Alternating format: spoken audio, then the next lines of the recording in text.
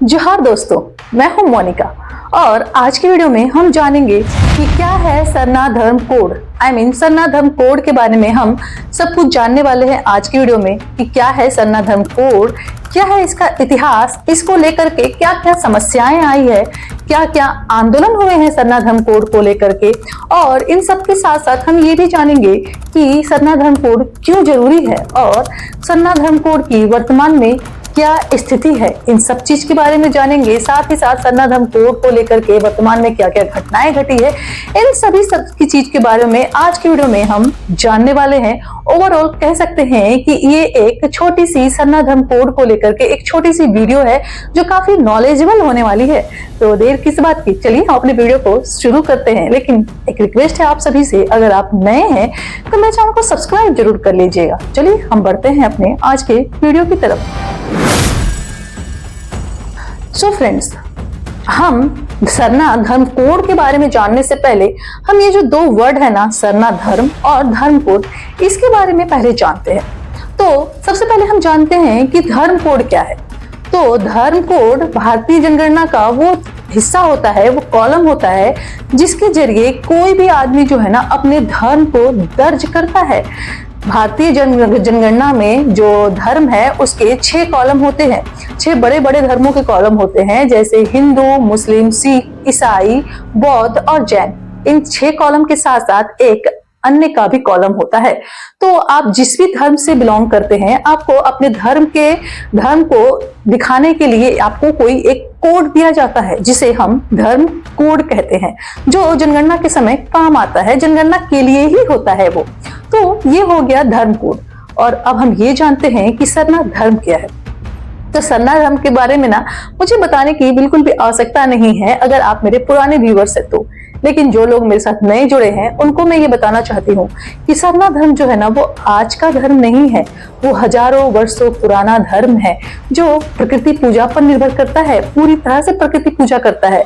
सरना धर्म के जो अनुयायी होते हैं, जो सरना धर्म को मानने वाले लोग होते हैं, वो मंदिरों में मूर्ति पूजा पर विश्वास नहीं करते, ना ही वो करते हैं प्रकृति की पूजा। उनके धर्म में एक साल का पेड़ होता है जिसके नीचे बैठकर वो प्रकृति की पूजा करते हैं। तो ये होता है सरना धर्म। अगर आपको इसके बारे में और भी डिटेल से जानना है तो मेरे इस धर्म को लेकर के कई सारे वीडियो है मेरे चैनल पे, आप मेरे चैनल को में जाकर इन सभी वीडियो को देख सकते हैं। मैं ऐसा गारंटी देती हूँ कि आपको सरना धर्म को लेकर के जो भी कंसेप्ट है वो क्लियर हो जाएगा। तो अभी तक के मेरे वीडियो में आपने जाना कि क्या है सरना धर्म, क्या है धर्म कोड। तो सरना धर्म जान लिया, सरना धर्म कोड जान लिया। तो अब जानते हैं कि सरना धर्म कोड क्या है। तो जो अनुयायी सरना धर्म को मानते हैं उन्होंने ही सरना धर्म कोड की मांग की है। जैसे अगर आप हिंदू हैं तो आपके लिए हिंदू धर्म कोड होता है, वैसे ही सरना धर्म को मानने वाले लोगों के लिए सरना धर्म कोड होता है। लेकिन ये धर्म कोड हमारे भारतीय जनगणना में है ही नहीं, इसलिए सरना धर्म कोड की जो मांग है वो सदियों से चली आ रही है। तो अब हम ये जानते हैं कि सरना धर्म कोड का इतिहास क्या है। तो सरना धर्म कोड जो है ना वो जब अंग्रेज हमारे भारत पर शासन करते थे तब हमारी जो जनगणना जो होती थी, तो अंग्रेजों के द्वारा जो जनगणना होती थी ना उसमें सरना धर्म कोड का कॉलम हुआ करता था। लेकिन 1871 के बाद किसी कारणवश क्या कहेंगे, राजनीतिक कारणवश सरना धर्म कोड को हटा दिया गया।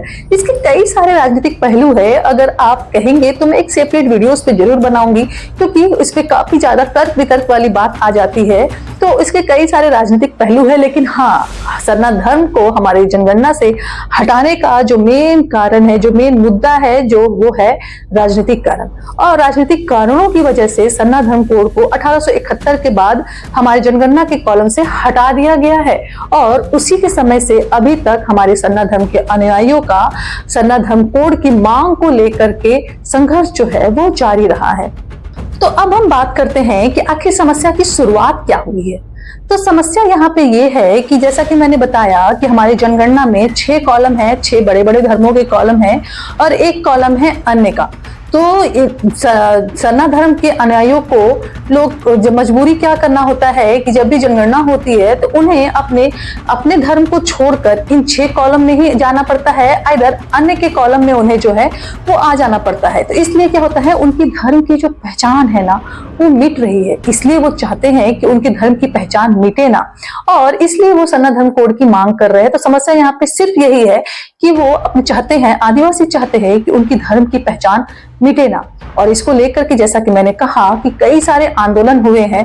तो 1870-80 के दशक में ना कई सारे आंदोलन हुए हैं, खास करके जितने भी आंदोलन हुए हैं वो झारखंड और छत्तीसगढ़ के कई आदिवासी संगठनों के अलग सरना धर्म कोड की मांग को लेकर के हुए हैं।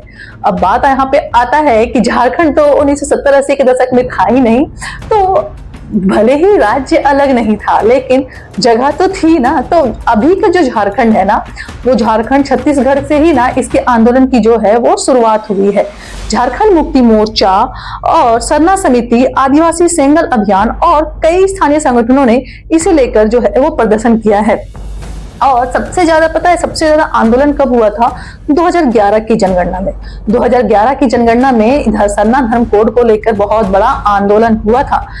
तो अब जो है हम सरना धर्म के वर्तमान के बारे में थोड़ा सा बात कर लेते हैं। तो जो 2020 में ही झारखंड विधानसभा ने जो है सरना धर्म को सर्वसम्मति के साथ उसको जो है प्रस्ताव सर्वसम्मति से मान्यता देकर केंद्र सरकार को प्रस्ताव पास किया था। लेकिन 2020 से लेकर के अब 2025 हो गया है, लेकिन अभी तक सरना धर्म को लेकर के केंद्र सरकार की तरफ से कोई भी जो है वो अभी तक कुछ भी नहीं पास हुआ है कि सरना धर्म कोड को कोई अलग धर्म के रूप में मान्यता दी जाए। तो ये जो है वो बहुत बड़ा सवाल है, क्योंकि 5 साल हो चुके हैं अभी तक कुछ भी नहीं आया है। और 2020-22 में ना इसको लेकर कई ज्यादा आंदोलन हुए हैं, कई ज्यादा धरना प्रदर्शन हुए हैं, जुलूस निकाली गई है, रैलियां निकाली गई है, लेकिन परिणाम जो है वो शून्य ही रहा है। और अगर 2027 की जनगणना में अगर सरना धर्म कोड को एक अलग धर्म कोड नहीं दिया जाएगा तो ये बहुत बड़ा जो है वो आंदोलन का रूप लेने वाला है, क्योंकि ये आदिवासियों के अस्तित्व का समान है बात है। और उनके अस्तित्व पे ना एक बहुत बड़ा सवाल भी आ जाएगा कि आखिर उनका धर्म है क्या। तो देखते हैं कि 2027 की जनगणना में सरना धर्म को एक अलग धर्म के रूप में मान्यता मिलती है या नहीं। तो अब हम ये बात कर लेते हैं कि सरना धर्म कोड जो है वो जरूरी क्यों।